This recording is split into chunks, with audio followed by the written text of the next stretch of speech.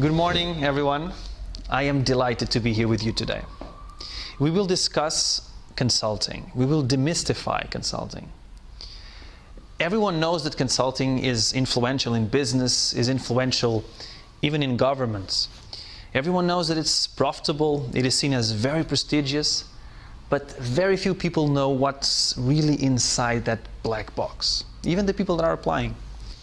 What I will do today is look inside that black box with you and tell you what consulting really is and how you can get there. I will share with you my own perspectives, my own experiences. And whenever you hear a point of view, you should ask, where is it coming from? So let me give you a brief sense of my background. I was at McKinsey for 4.5 years. And during the last years at McKinsey, I became more and more involved with recruiting people. So I became an experienced interviewer, and I watched a lot of candidates slide in banana leaves. And then I want you to slide on those banana leaves. I was also on the decision meetings, deciding which candidates would make it to the next rounds. And of course, that I was also on the other side. I was also myself applying to these consulting firms, shaking, because I was straight from my civil engineering degree, and I didn't know anything about consulting. I didn't even know how to prepare. When I was at university, it was very easy. I would know exactly what I needed to study for my exams. For consulting, I didn't know. I didn't know if I was prepared. And later, in my MBA, I started helping my colleagues, my friends. All of them wanted to go to consulting, and they were looking for McKinsey. So I started doing mock interviews with them. And my MBA colleagues had the same problem. They would read all the books, cracking the case, mastering the case in point. And yet, when we would do mock interviews, there was so much to learn.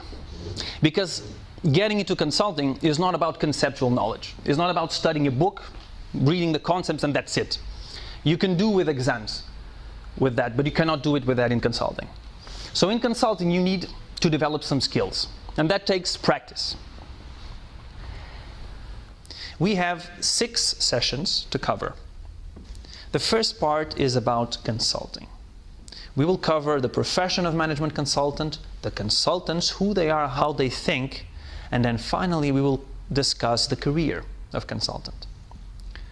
Then we will shift the focus to how does the recruiting process look like?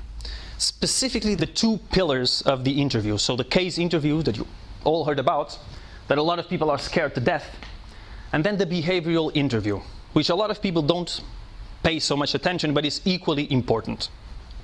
And we're going to finalize with the preparation, discussing how do you prepare for that. So let's get started with the profession of management consulting. And let me ask you, what is management consulting? I guess advice on strategic issues. So it's an outsider you hire as a client or a company, and then you get a perspective from the outside which draws some best practices that they draw from other industries, and they apply it for this specific case. Yeah, that is a very valid point. You have an independent perspective from an outsider, so in theory an unbiased advice. Right. So let me share with you some thoughts on my views on what consulting is about.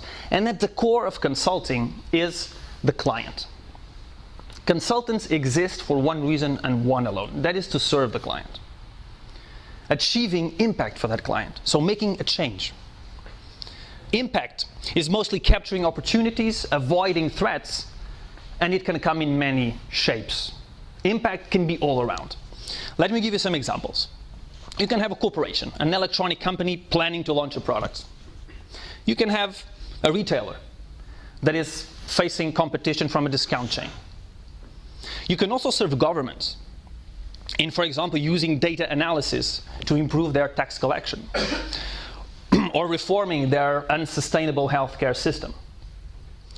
And sometimes you help NGOs, pro bono, planning infrastructure for a developing country, or fighting a health epidemic.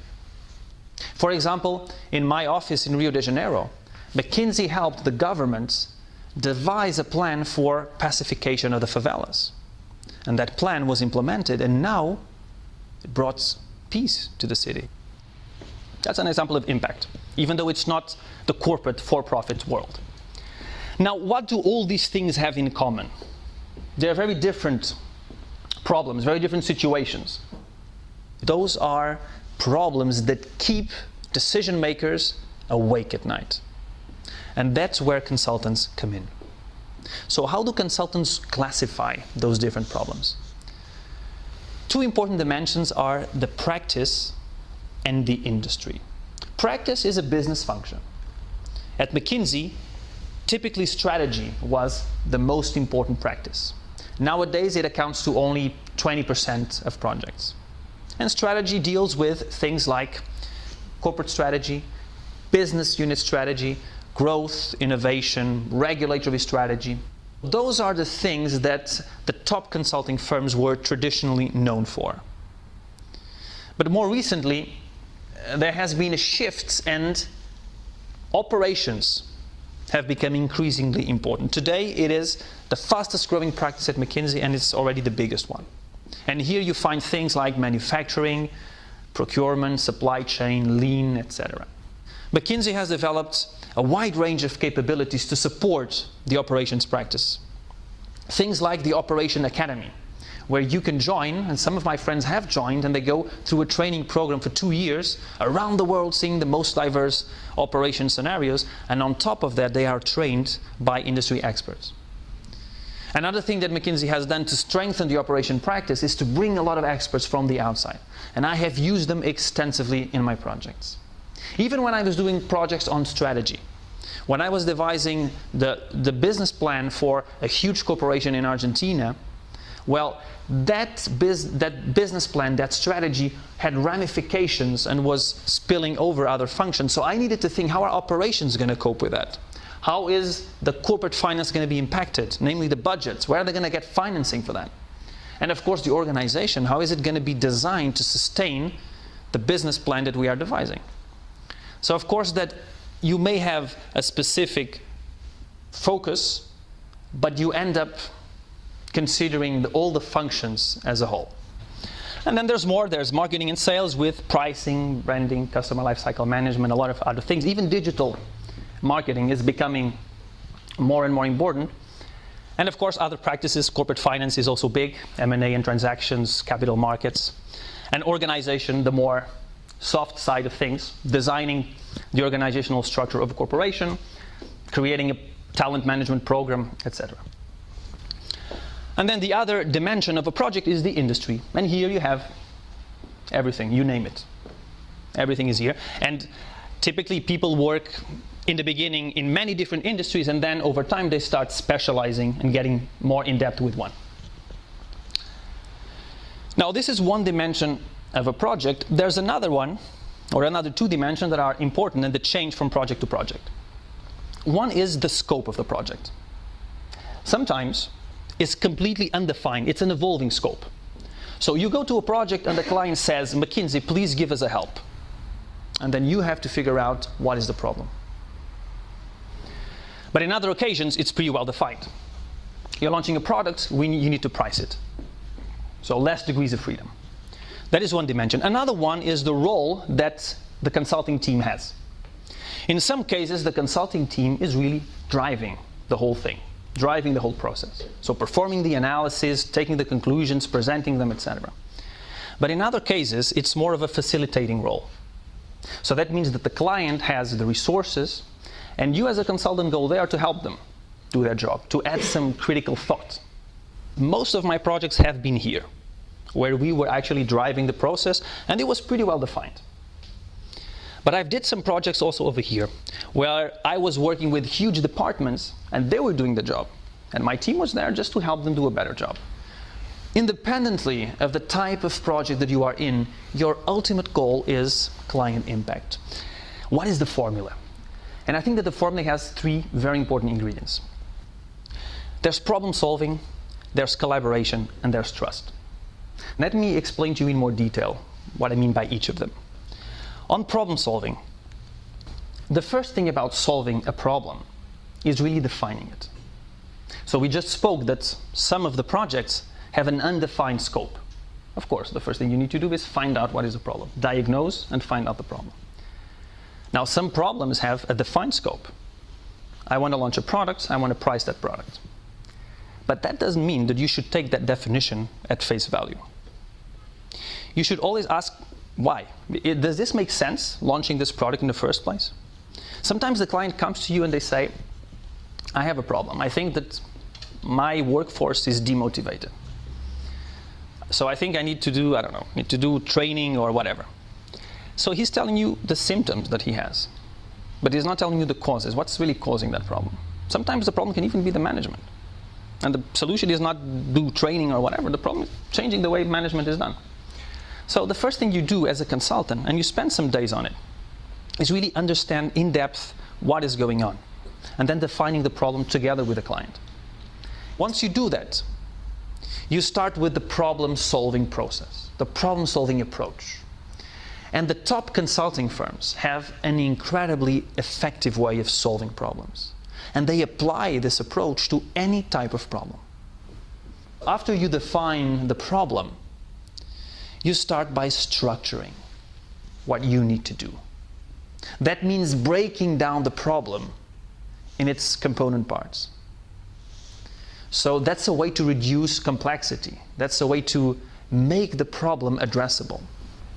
So if you figure out that there's something wrong with the morale of a team, then you start by structuring, so breaking down the problem into parts.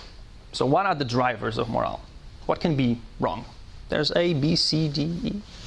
And you come up with a big list of factors. And here you use a bit of intuition for the next step, where you start prioritizing. So which are the most important things that we should start addressing? Sometimes we call it the low-hanging fruits. So you have a tree, you want to pick fruits. Instead of going up there and trying to catch those that are very high, why not start with those that are within your reach?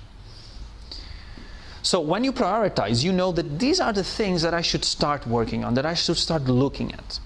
And normally you do that because you have an intuition, you have an hypothesis.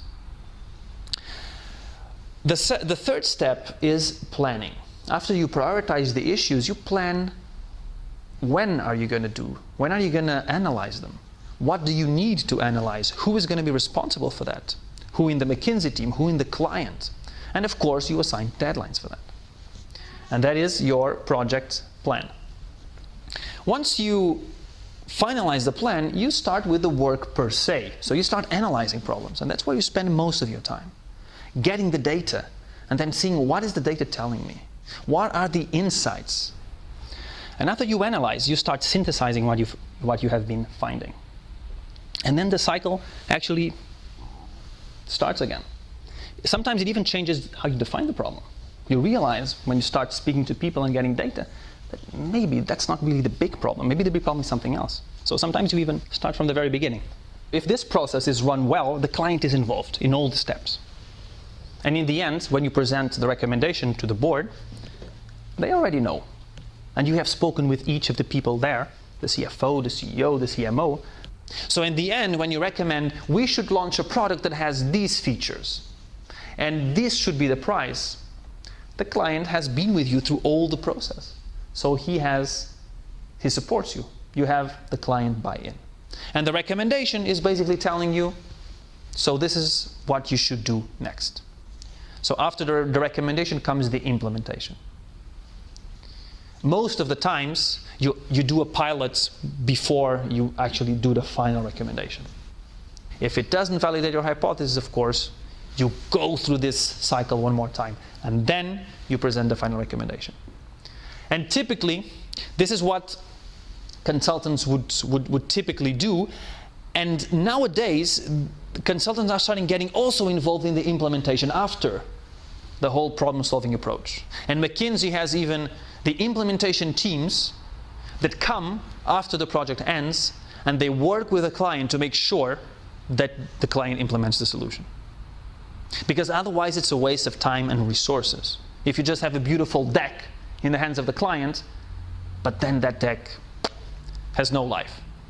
So the implementation team has been a call from the clients, make sure that these recommendations that you give me that are beautiful on paper are really coming to life and translated into my bottom line. So that is the problem-solving approach that independently of the situation, you always use as a consultant. But that's only one of the ingredients. The other ingredient is collaboration. So as I mentioned, you have to be very, very close to the client, but you also have to collaborate a lot inside the firm, because the big consulting firms are really big. So there's a lot of resources out there, and collaborating with those resources makes a huge difference. Sometimes I would be meeting a client one week, and the following week I would come and he would be, wow, how did you do all that? You did an analysis on this, you did a presentation on that, you conducted a test on that. Wow, did you do all that yourself? You must be a superhuman.